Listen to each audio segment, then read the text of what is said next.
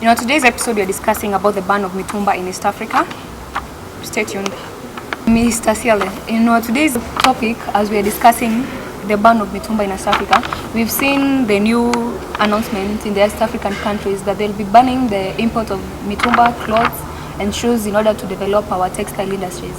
What's your comment about this? Thank you, Immaculate. I think as far as the mitumbas is concerned, one, that is a new rule or a new way of doing things. But mitumba, if we may be able to check what we are wearing, what 90% of the people in the country are wearing, could be mitumba. Now, let us ban it as far as the rule is concerned. There will be several consequences. Of course, a new beginning of some things has to have some consequences. But you look at it from the point of view that do we have the resources to manufacture what we require so that we can be able to, so that people can be able to wear, for example. Do we have sufficient in the nerve industries? Do we have the ready-made or raw materials requiring so that we can be able to enable us to manufacture the clothes, the shoes and all that? Those are consequences. But as far as the East African, I'm going to call it parliament for now, I tend to think they meant good for the countries or the East African community, so that we'll be able now to look at it, if it can be able to improve our industries, if things will be expensive for the first time, and why always receive cheap things from abroad? Questions. There are so many lingering questions which needs to be answered out of this. Thank you, Immaculate. I think, Immaculate, there is an important thing we need to understand first, even before we talk about stopping mitumba from coming to our countries. The genesis. Why did we actually have mitumba? Why? We need to answer that question. And why did mitumba kind of override everybody, all the industries, almost all the industries in our country? I think it was because of the affordability of the clothes that people need to wear. Nowadays, I'm told we are in the middle income people, but many of us are still poor. Almost over 50% of Kenyans are poor. And so when we have factories or industries that are producing clothes that are very unaffordable for majority of the population, then they will look for alternative.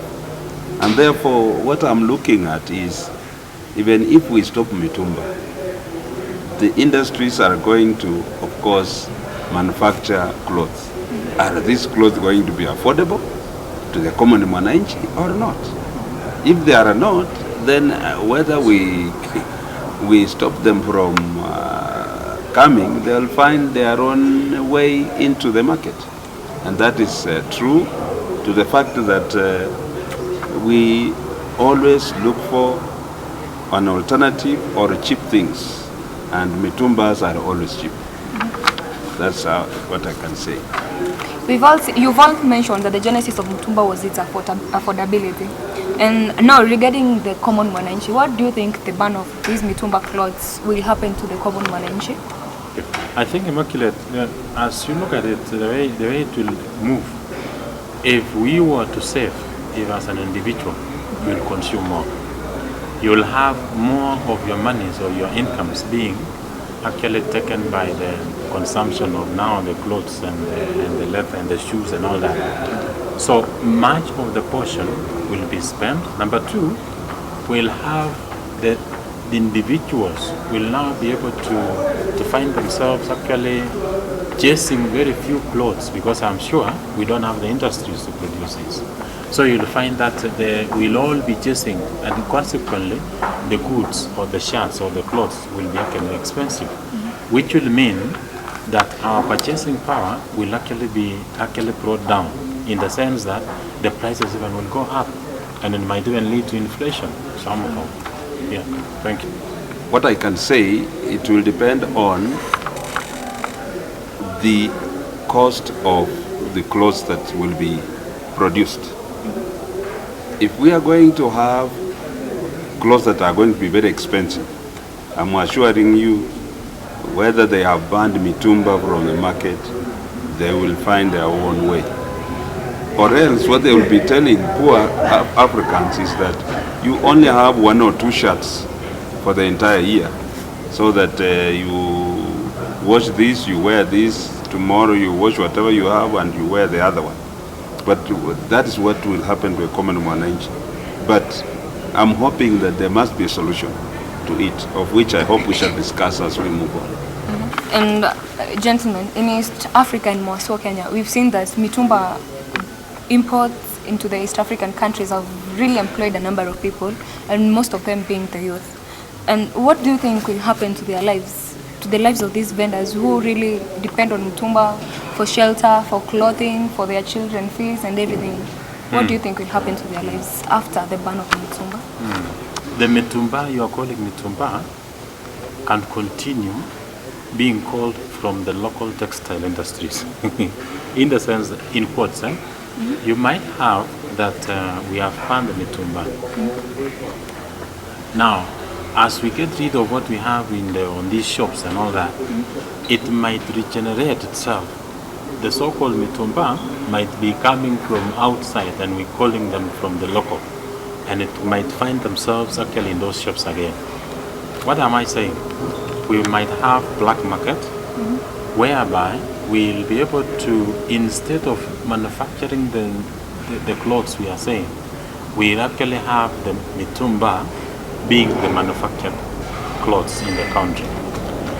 And this will mean that we'll be able to retain or to maintain the employment for the people. We'll be using the black markets. And you might be able to have as many as there are. But now the prices will be up. Consequently, meaning people will not be able to purchase. Number 2, we could have the genuine textile clothes being manufactured. The cost of those clothes will be high. People will be chased away from employment because of these people who are not actually being employed. The shops which we have, which have been partitioned. And it will have a spillover effect even to the people, the owners of those shops. You'll have one, you'll not have employment for the youth. And if you have the employment, you will find that there are very few. Others will have been kicked out. And for those who have been kicked out, they'll now do other piece of job somewhere. But that one, we don't know what they will do. But if we rely on the textile clothes and the leather which have been produced, we'll have mass unemployment. Thank you. Mr. Siale, I've heard you mention that mitumba will come back to the country in the form of black market. What do you mean by that? Yeah, thank you, Immaculate. What I mean is this. The source of, assuming we don't have the mitumba, they have been actually banned, so we don't see them. But now, we are saying that when we are getting those which are being manufactured, somebody somewhere, you know, the Kenya we live in is still the Kenya we are living in. The one we are living in yesterday is the same today. You will have the so-called mitumba is actually maybe changed via the industries, you know, of textile industries, come into the market in the name of new. So that's what I mean by it's like black market. You'll have the people with the money might be able to buy those ones we call mitumba, but through the factories, which will now be able to say, yes, these are new, but they are what? Mitumba. And Dr. Saisi, what's your take on this thing about employment and unemployment due to the ban of mitumba clothes? When you are producing, you are producing for the sake of selling. And when you sell, it means an income comes in. When you sell those things, it means then you can increase employment because whatever you are producing is being sold because the demand is there. But if, for example, we have a factory that is going to produce clothes that are expensive and the people will not be able to buy, therefore what will happen? The clothes will not be bought, and therefore the stock will be there, and of course people will be, the result will be people will be laid off. Now, when we come to mitumba, for example, yes, many people are really employed into it. But when we talk about mitumba and the textile industry, we are trying to say maybe if we limit mitumba, then we can be able to make our industry, textile industry grow, so that it can be able to employ more people. People who are selling mitumba, we are assuming, will be absorbed into the textile industry to work there. And then so that they don't just sit idle. But is that actually going to work? That is something that we need to ask ourselves, unless we want many people to be unemployed. With the youth being in mitumba, the good thing is many of them who don't have a lot of technical skills can be able to go buy and sell. But if you are supposed to be part of the textile industry, it means you must have some skills in order to be employed into those industries.